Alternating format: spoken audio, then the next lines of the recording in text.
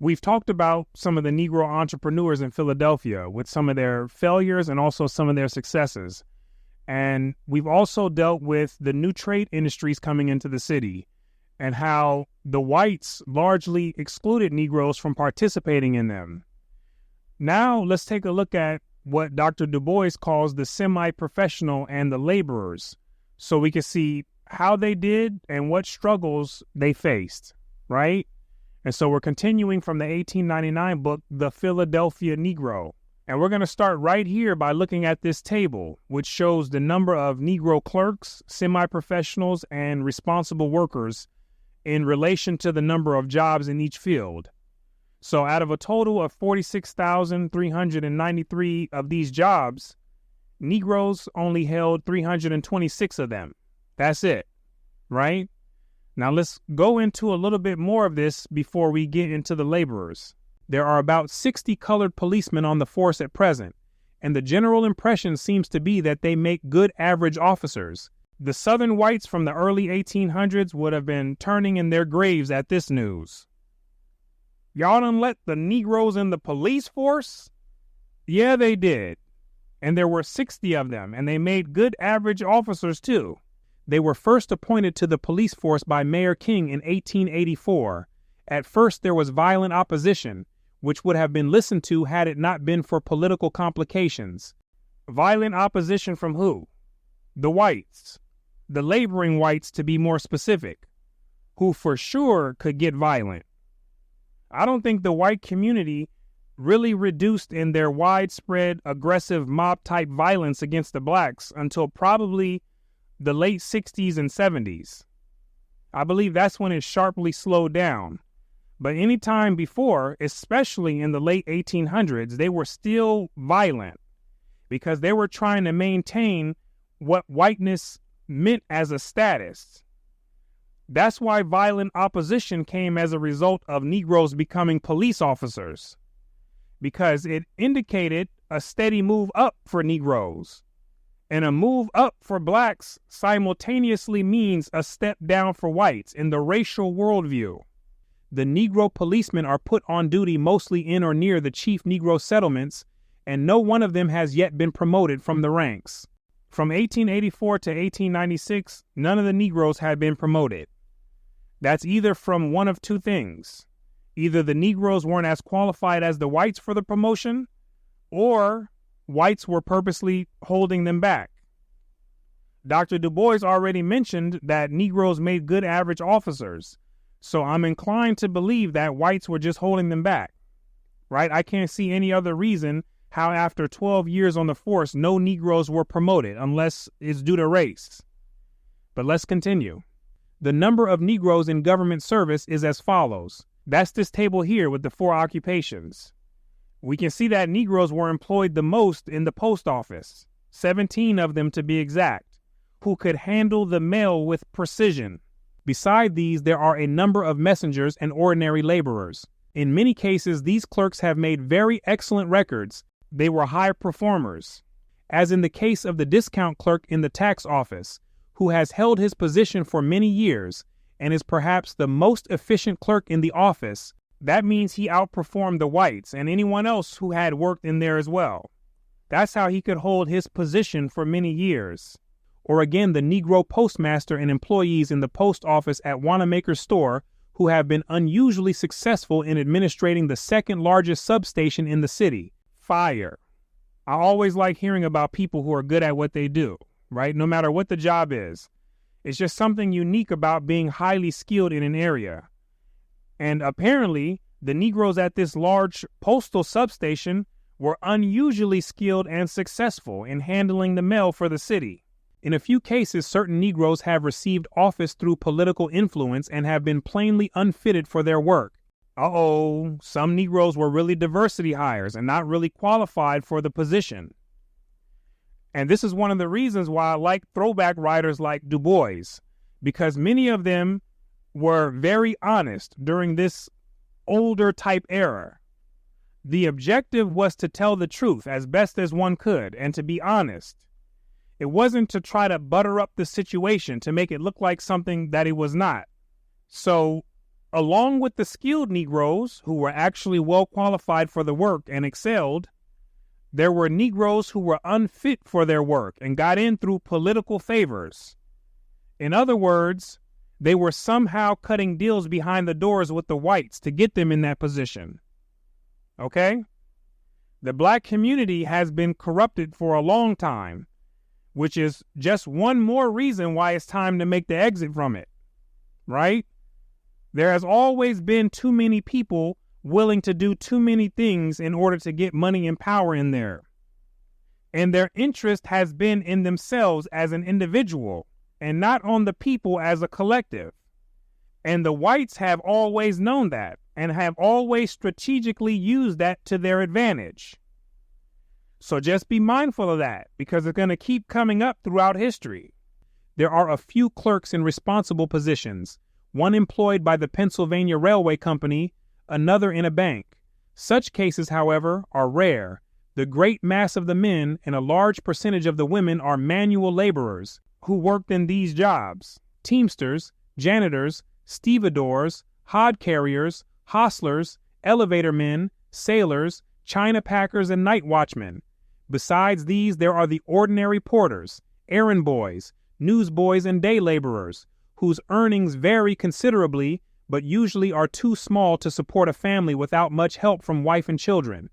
Stevedores, hod carriers, and day laborers are especially liable to irregular employment, which makes life hard for them sometimes. Work one day, then there may not be any more work for the next 3, 4, or 5 days. And when it's this irregular, it stresses a person because they have to constantly worry about when they'll have money to meet their basic needs. The mass of the men are, save in the lower grades, given average wages and meet their greatest difficulty in securing work. So the pay rate wasn't their biggest issue. It was finding enough steady work. The competition in ordinary laboring work is severe in so crowded a city. The women day laborers are, on the whole, poorly paid and meet fierce competition in laundry work and cleaning. They were in competition with other immigrants who were equally desperate and also from a rugged background. And what made the competition even more fierce is that the Negro women were being discriminated against for having rich brown skin. So they had to be even more fierce to get the jobs. The most noticeable thing about the Negro laborers as a whole is their uneven quality, meaning there's no single description that fits their reliability, skill level, and work ethic as a whole. It's uneven in quality. There are some first-class, capable, and willing workers who have held their positions for years and give perfect satisfaction. Some were the top-of-the-line, highly skilled, ambitious, competent type workers who did their job at the highest level, like the ones at the postal station we talked about earlier, who handled the mail for the city with precision. Some of these people existed in the Philadelphia Negro community for sure. On the other hand, there are numbers of inefficient and unintelligent laborers on whom employers cannot rely and who are below average American labor in ability. But there were numbers of these type. That means a whole lot. These were the ones who stood there watching other people work and barely helped. And when they did work, it was for short periods. Then they went off to take a break. Right? They couldn't be relied on because they showed up late, or they simply showed up whenever they wanted to show up. You see? Now, I'm sure there were at least some of these types of people in most of the communities in Philadelphia as well. But there were numbers of them in the Negro community, and that's the difference. And these are the observations that contributed to Dr. Du Bois writing about the talented 10th, who he believed should have been the 10% to guide the masses of Negroes out of poverty, ignorance, and oppression. Now, obviously, a black talented 10th never did any of that and never will. But we can see the information he was processing that led him to the talented 10th doctrine, because there were some who were extremely proficient. They were extremely competent and skilled. But then there were numbers who were completely the opposite. This unevenness arises from two causes. Observe. the different training of the various groups of Negroes composing the city population. Some are the descendants of generations of free Negroes. They had been loosed from the chains for a long time.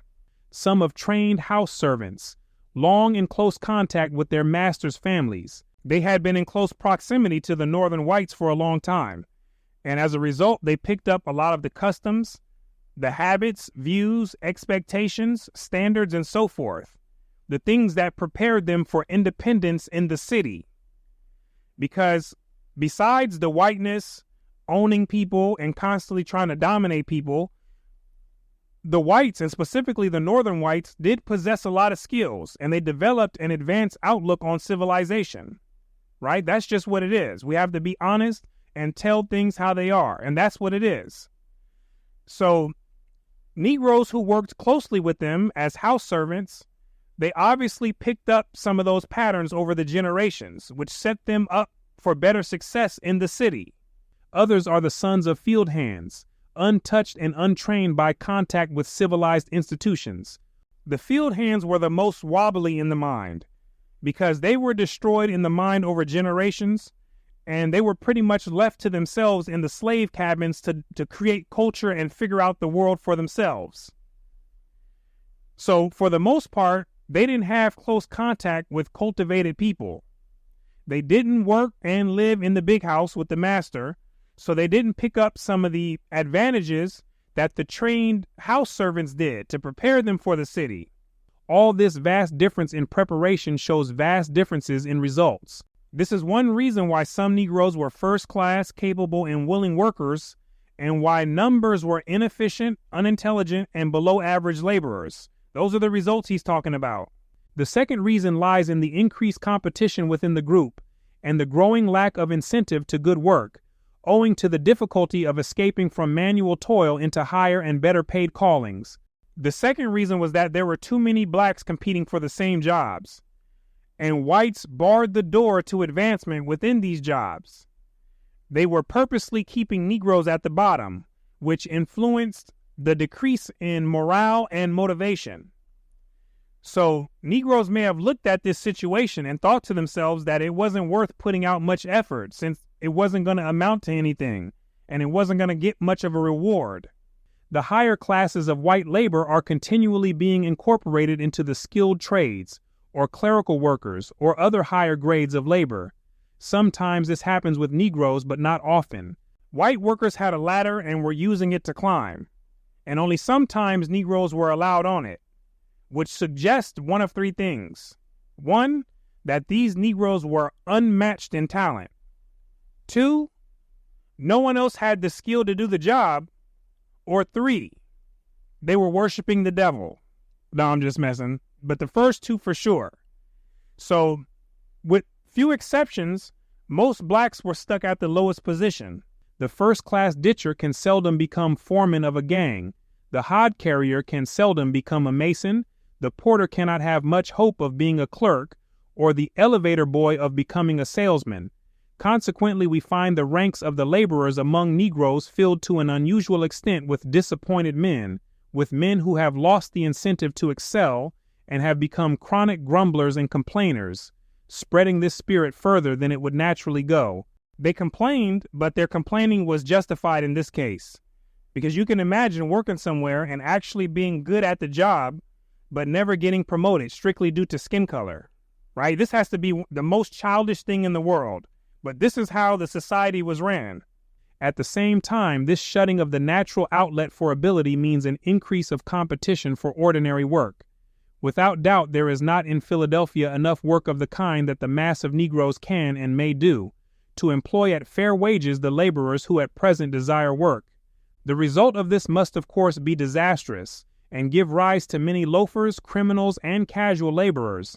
The situation is further complicated by the fact that in seasons when work is more plentiful, temporary immigrations from the South swell the number of laborers abnormally. Every spring the tide of immigration sets in, consisting of brickmakers, teamsters, asphalt workers, common laborers, etc., who work during the summer in the city and return to the cheaper living of Virginia and Maryland for the winter. This makes the competition in summer close for Philadelphians, and often brings actual distress in winter. Another custom that works much harm to all classes and colors of laborers is the custom of working exclusively white or exclusively colored gangs of workmen. It is unjust to the Negro because it virtually closes the greater part of the field of labor against him, since his numbers are small compared with the population of the city, and it is harder for him to gather gangs than for the whites. It is, however, a fruitful cause of injustice to white laborers, for the contractor who gets a gang of Negroes to work has a temptation to force down wages which he seldom resists or cares to resist. We talked about this in the previous commentary. Negroes were known to accept low wages, which brought down the wages for everyone. This is one of the reasons that they combined together to keep Negroes from entering the new trades in Philadelphia, right? But right now, Dr. Du Bois is explaining how some of the white contractors tried to take advantage of Negroes working for the low and how it hurt white laborers. He knows that the standard of living of the Negroes is low and their chances for employment limited. He therefore takes on a gang of Negroes, lowers wages, and then if whites wish to regain their places, they must accept the lower wages. The white laborers then blame the Negroes for bringing down wages, a charge with just enough truth in it to intensify existing prejudices. So we see again more wild stuff happening in Philadelphia. What we're going over right now is real oppression. And we're studying the journey of a consciousness fighting its way out of the grave. We're seeing the different struggles that ensued and how there was a counteracting force attempting to hold it down through economics by the whites. And also from within, it had its own counterproductive layers that needed to be shed. Right? That's why it's good to see both sides of the story, to see the good and bad, to get clarity on the matter at hand. And so with that, we'll stop here and we're going to pick up in the next commentary. And so I thank you for your time and attention. My name is Brooklyn St. Michael, and I'll see you in the free world.